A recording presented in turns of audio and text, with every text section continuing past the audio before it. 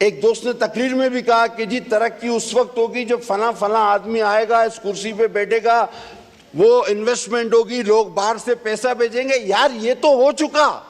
इसी मईशत के ख्वाब में कि आप मुल्क को यूं चुटकियों में भंवर से निकालेंगे, 4 साल तक आपको बर्दाश्त किया गया। आपने कशकोल न तोड़ने के बहाने पर जो 9 माह जाया किए और आईएमएफ की कड़ी शराइत पर आखिर असद उमर घंटों आईएमएफ के दफ्तर के बाहर बैठे रहे, उसके नतीजे में हम स्टैंड बाय प्रोग्राम में हैं। अब जब बाप बनाया है और कहा है तो बाप तो भाई सजा भी देता है, वो घर से भी निकाल देता है, कभी थप्पड़ भी लगाता है। जब बाप कहा है तो बर्दाश्त भी करो। हम पर आपने इल्जाम लगाया कि रिलीफ मिला, उस ड्राई क्लीनिंग का जिक्र नहीं किया, सिलाई मशीनों का जिक्र नहीं किया और नैब के उस माफीनामे का जिक्र नहीं किया जब उन्होंने कहा कि हमने ये किसी के जोर पर, किसी की शय पर, किसी के कहने पर, किसी की जबरदस्ती पर आप पर ये केस बनाए थे, उस माफीनामे का जिक्र नहीं किया गया। और मैं आज भी उस बात को उतना ही सच्चा मानता हूं जो इस असेंबली के पहले हफ्ते में मोहतरम सदर पाकिस्तान ने उस बेंचों पे से कही थी कि ये नैब और ये मईशत साथ नहीं चल सकते, और वक्त ने साबित किया कि वो न चले और उनकी बात ठीक साबित हुई। उन्होंने कहा कि मैं 2 बातें एक साथ की। उन्होंने कहा कि हिटलर का एक सलाहकार था जो हिटलर को वही सुनाता था जो हिटलर सुनना चाहता था, और आखिर हिटलर का जवाल हो गया। और साथ ही ये कहा कि मैं सन 2000 से बजट बनाता चला आ रहा हूं। तो मैं ये सोच रहा था कि ये अपने आप को कह रहे हैं, क्योंकि ये खुद भी सलाहकार थे, जो अभी बेचारा जेल में अंदर है, ये भी उसके सलाहकार थे। क्या ये भी हिटलर के उस सलाहकार की तरह ऐसे ही सलाहकार थे कि उसको वो वहां पहुंचा दिया है? ये अपने आप को कह रहे थे कि किसी और को कह रहे थे? और साथ साथ कह रहे थे कि मईशत का मुझे बड़ा तजुर्बा है, फाइनेंस का मुझे बड़ा तजुर्बा है, सन 2000 से सारे बजट मैंने बनाए। तो भाई तो हमने तो अपना मुल्जिम पकड़ लिया है पाकिस्तान ने। तो आप जब खुद कह रहे हो कि मैंने हर हुकूमत का बजट बनाया है, तो फिर हमने तो देख लिया कि हमारी तबाही का जिम्मेदार कौन है। अब आप कहते हो कि जनाब हमें एक साजिश के तहत हटाया गया।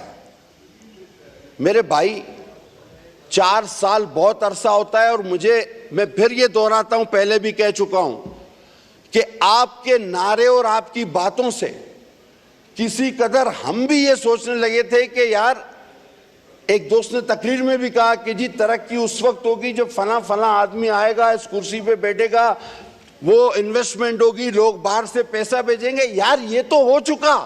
ये आप पुराने ख्वाब क्यों देख रहे हो? इसी बुनियाद पर तो आपको एक बार हुकूमत मिली। यही ओवरसीज पाकिस्तानी आज भी जो मौजूद हैं, ये उस वक्त भी थे। इसी मईशत के ख्वाब में कि आप मुल्क को यूं चुटकियों में भंवर से निकालेंगे, 4 साल तक आपको बर्दाश्त किया गया। कौन सी नई बात थी? कौन से आईएमएफ के कर्जे वापस हुए?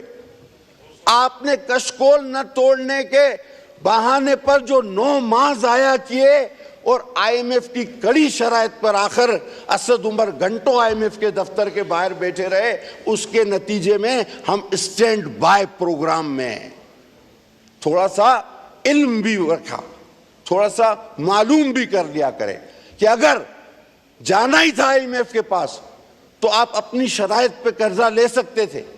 आपने कहा नहीं, और आप उस दिन गए जब आईएमएफ का दरवाजा आखिरी चौकीदार बंद करके जाने वाला था, आप उसके पैर पड़ गए कि चाचा दरवाजा खोलो, जिस शर्त पे भी देना है दे दो, पैसे दे दो। उन्होंने फिर अपनी शराइत पे दिए। तो अगर पाकिस्तान माशी दलदल में है तो उसका बहुत बड़ा हिस्सा आपकी तरफ जाता है। क्यों? कि आपका वजीर खजाना खुद कहता है, जब उसको कहा गया कि आपसे पहले पाकिस्तान का जो कर्जा था वो दुगना हो गया, आपने 100% उसमें इजाफा किया, तो उसने कहा नहीं 100% नहीं 76% इजाफा किया। ये उसने तरीन साहब ने खुद कहा।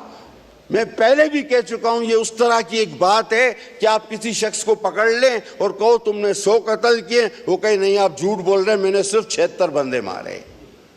ये कोई इनको जुर्म नहीं रखता कि 76% जो है वो सिर्फ इनके, आप जो नए लोग हैं उनके इल्म के लिए भी ये बात है कि आप खुदा के लिए ये सोचें कि सिर्फ पाकिस्तान का 76% कर्जा आपके इन 4 सालों में बढ़ा है।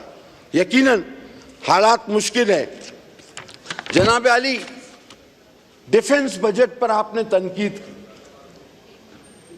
देखिए 2008 में, यह भी थोड़ा सा इल्म हासिल करने वाली बात, 2008 की जो पीपल्स पार्टी की हुकूमत थी वो पहली हुकूमत थी जिसमें वन लाइनर ही सही पाकिस्तान की डिफेंस का बजट डिस्कस हुआ था।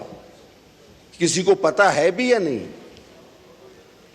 आप मुझे बता दें, आपके 4 साल में जब कोई अम्मी था, कोई अब्बू था, कोई बाप था, कोई मां था, कौन सा बजट डिस्कस हुआ? अब जब बाप बनाया है और कहा है तो बाप तो भाई सजा भी देता है, वो घर से भी निकाल देता है, कभी थप्पड़ भी लगाता है। जब बाप कहा है तो बर्दाश्त भी करो। हम तो उस वक्त भी हैरान थे कि यार ये क्यों इतने बड़े बड़े खिताबात दे रहे हो। आज आप कहते हो कि जी बाप ने थप्पड़ मारा, तो बाप तो फिर बाप होता है। आप जरा सा लाइन क्रॉस करोगे वो थप्पड़ भी मारेगा, वो घूंसा भी मारेगा। हमने, मैं सर तबाई साहब रहने दो, हमने जनाब वो वक्त भी देखा है। आज इंसाफ की आप बात करते हो, मैं एक वाकया याद दिलाना चाहता हूं। एक फैमिली पूरी कत्ल करके उसके बच्चे को 6-7 साल 8 साल के बच्चे को एयरपोर्ट पेट्रोल पंप पे छोड़ दिया गया था, याद होगा आप? और उसको भी मारने आ रहे थे। वो फैमिली गलती में कत्ल हो गई थी, लाहौर की। मेरे एक वजीर ने यहां खड़े होके इधर दोनों हाथ ऊपर किए, दुरूद भी पढ़ा, कलमा भी पढ़ा और कहा कि मुल्जिमान को यहां लाके खड़ा करेंगे। उसके बाद ना वो खुद आया ना मुल्जिमान आए। इन नामों की जब आप बात करते हैं और कलमों की बात करते हैं तो सबसे ज्यादा झूठे दुरूद और कलमे हमने इन्हीं बेंचों से सुने थे। लिहाजा खुदा के वास्ते इतनी ना बड़ा पाकिए दामा की हिकायत, दामन को जरा देख जरा बंदे का बात देख। तो जो भी आप बात करें थोड़ा सा माजी के झरोकों से सब्र हासिल करने के बाद आगे बढ़े। जनाब कहते हैं हम मज़हब माशरा कब तब बनेंगे जब फला फला फला। मैं कभी बिलो दी बेल्ट आज तक मैंने बात नहीं की। मैं किसी की जातियात पर नहीं जाता, पॉलिटिकल शख्सियात की बात करता हूं, उनकी आदात की बात करता हूं। हम मज़हब माशरा कब बनेंगे? आपने माशरे में मज़हब होने की क्या क्या मिसालें कायम की? कभी इतनी तजलील हुई है उन शोहरों की जो आज अदालत में पेश हो रहे हैं कि जी मेरी बीवी को भगा के ले गया। ये मौजब माशरा, खुदा बचाए इस मौजब माशरे से। इस तरह के मौजब माशरे की आप बात कर रहे हैं कि एक मुल्क के सरबराह को कोई अपने घर में दावत देने से डरता हो कि बहन बेटी पे ना नजर डाल दे। ये मौजब माशरा है, ऐसा मौजब माशरा। सर खुदा के वास्ते हमें इस मौजब माशरे की जरूरत नहीं है। कहते हैं पीटीवी कौन देखता है और मुझे सिर्फ पीटीवी पे चलाया जाता है और पीटीवी पे हुकूमत के चीजें चलती रहती। आप क्यों भूल जाते हैं कि एक साबिक वजीर आजम पीटीवी के कैमरे को चिपक गया था, निकल ही नहीं रहा था उससे। जब पीटीवी ऑन करो तो वो बात कर रहा होता था।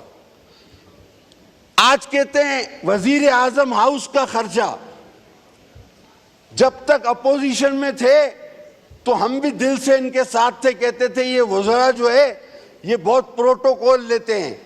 सर खुदा की कसम जब ये वजीर बने तो ये एक एक वजीर है, आजम के बराबर प्रोटोकॉल लेता था, मैंने खुद इनको देखा है। ये उस वक्त तक शरीफ थे जब तक मौका नहीं मिला था, बाकी दिल के अरमान सारे इन्होंने पूरे किए।